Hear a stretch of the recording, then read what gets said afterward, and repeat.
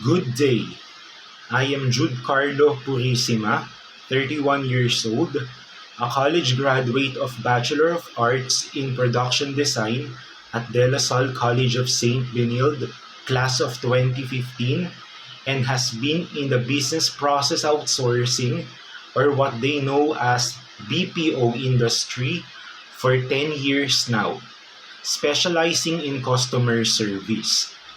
I recently completed my basic safety training for aspiring seafarers, as well as shipping with designated security duties the following week after completing the basic training.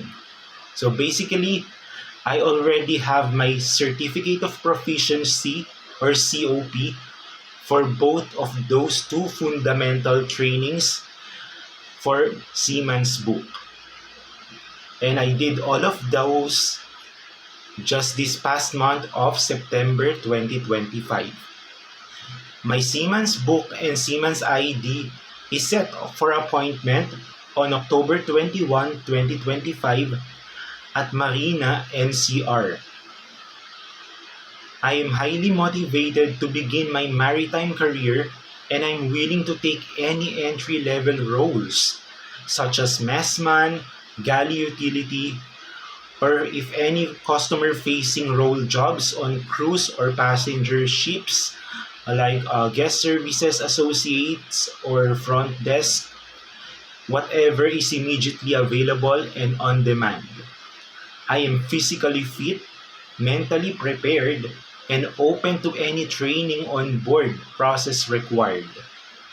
I am not picky with tasks, and I'm ready to work diligently and learn on board.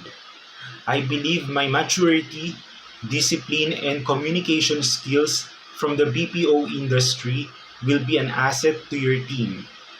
Also, my diligence on doing our own household chores will prepare me for any physical labor on ship. I would be very grateful for the opportunity to be considered for any position. Thank you very much, and I look forward to your response. Again, a wonderful day to everyone.